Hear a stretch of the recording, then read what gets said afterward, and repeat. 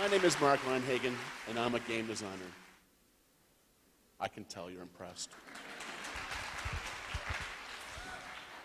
Years ago, in what seems like a lifetime away, I designed a game called Vampire the Masquerade that became a worldwide sensation. It was translated into 20 languages, officially and unofficially. Hundreds of thousands of people played.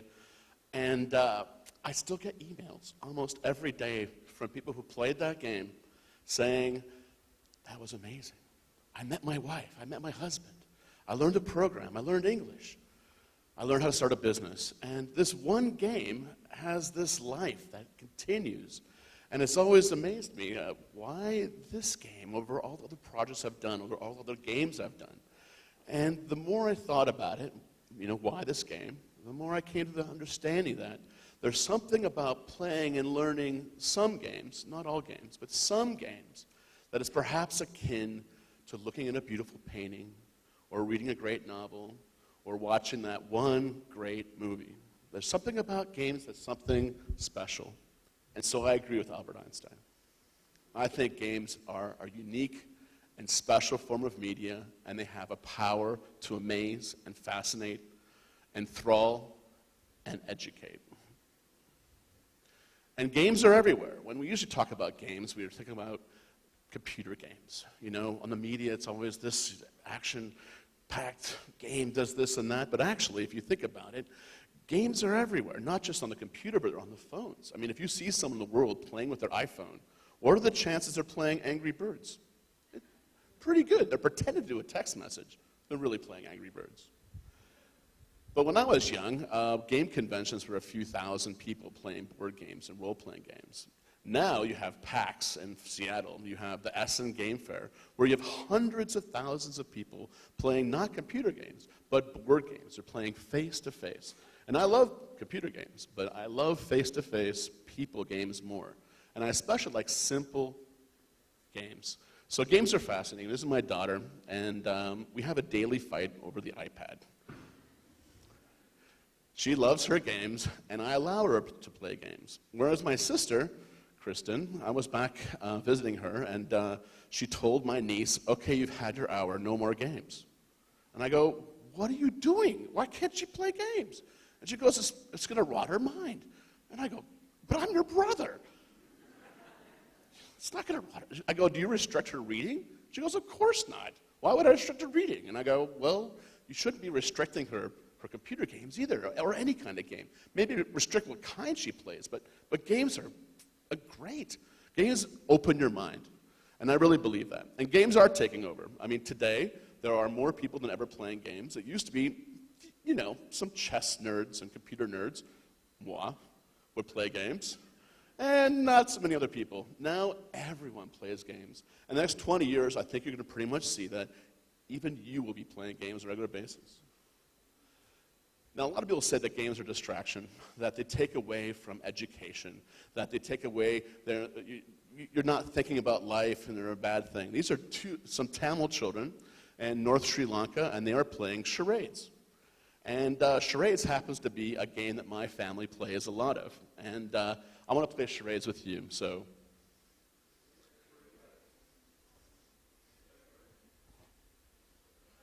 Hide. Hide and seek. A really great game, a classic game. And what's so important about this game? Well, it used to be in human history that maybe kids learning how to hide was kind of important. A famous episode in Genghis Khan's life is that when the neighboring clan came in and attacked his compound, he went out in the woods and hid for 3 days. Maybe learning to hide and seek back then was a very important skill.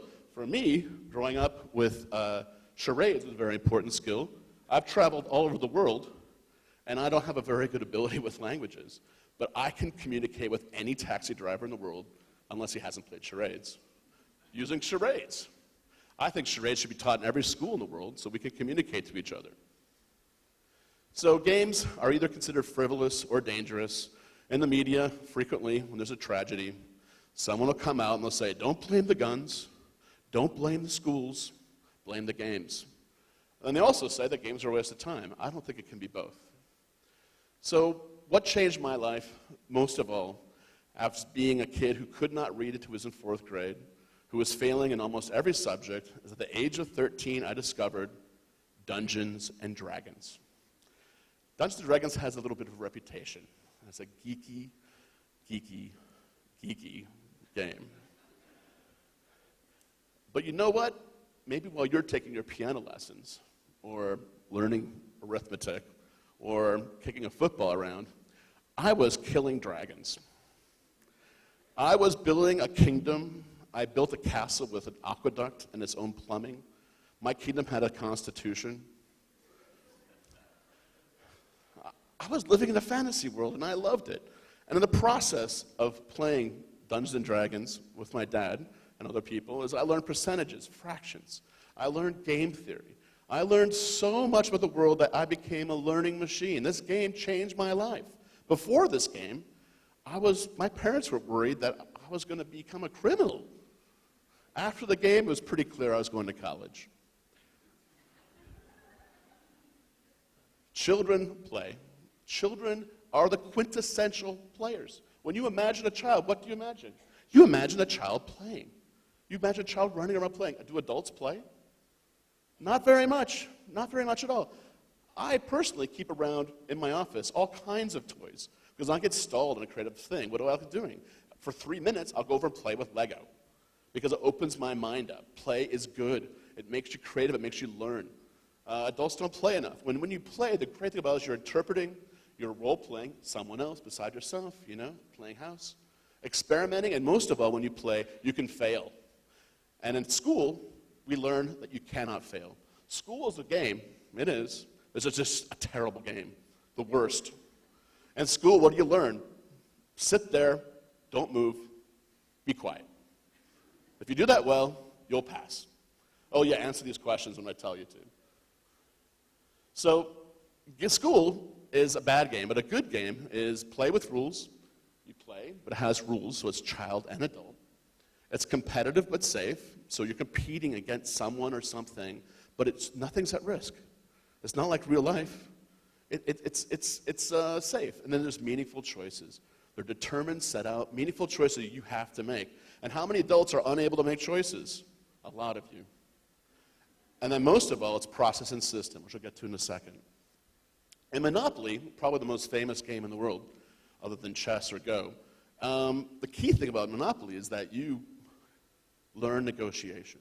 It's not a great game, but the great thing about the game is that you make deals with your other people when you learn how to negotiate. And this is a key skill in life. A lot of people learn a lot from Monopoly.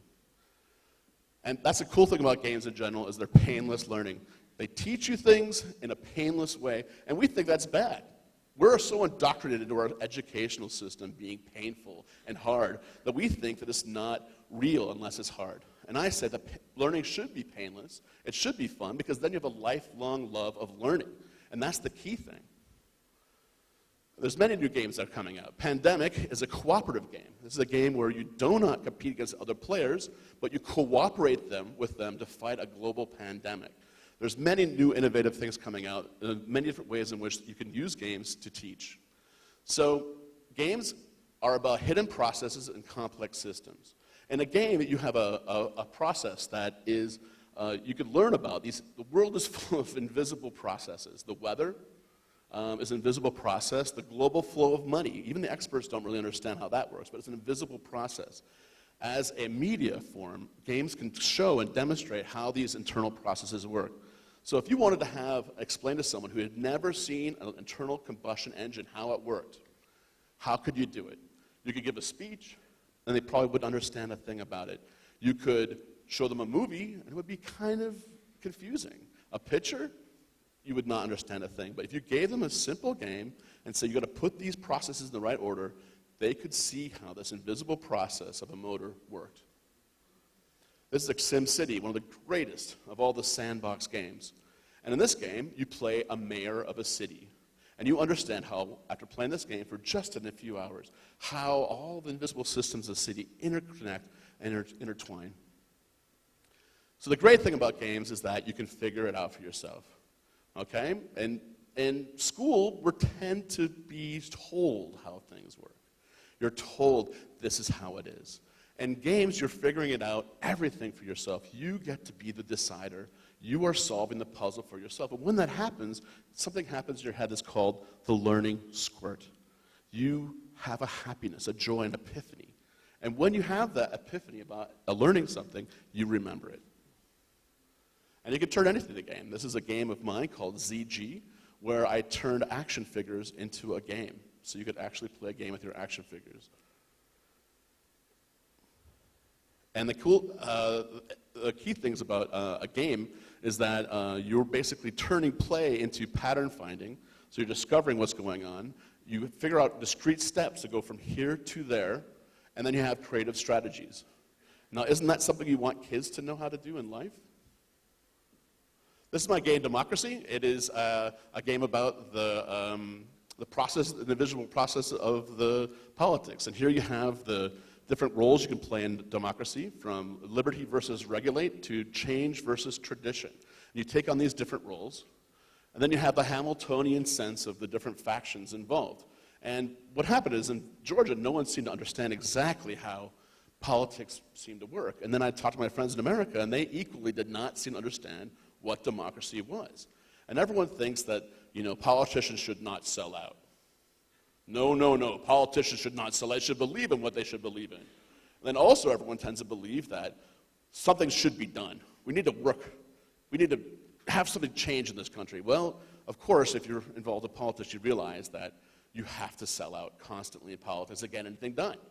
You have to make deals and compromise. In this game, you play a political party that has to make deals, you have to negotiate, and you have to live up to your word. If you don't, they're going to hate you, and they're going to turn on you, and it'll be very bad. So this game basically teaches the basic principles of politics, which is compromise. And so life in miniature is games. Games represent life in miniature. And the great thing about games is that they pull in this feeling that life is beatable, that life is achievable, that challenges are not insurmountable hurdles, they're not walls that you cannot beat, but you can get around them, shortcut around them. When you play games, you see life as being this fun challenge. It's a game, and that's not a bad thing. And so here's my daughter with her favorite game. It's a role-playing game called Pathfinder, and she loves telling stories. She loves becoming someone else. And I think that's a beautiful thing, and I plan to let her play games till she grows up. Then she can decide for herself. Thank you very much.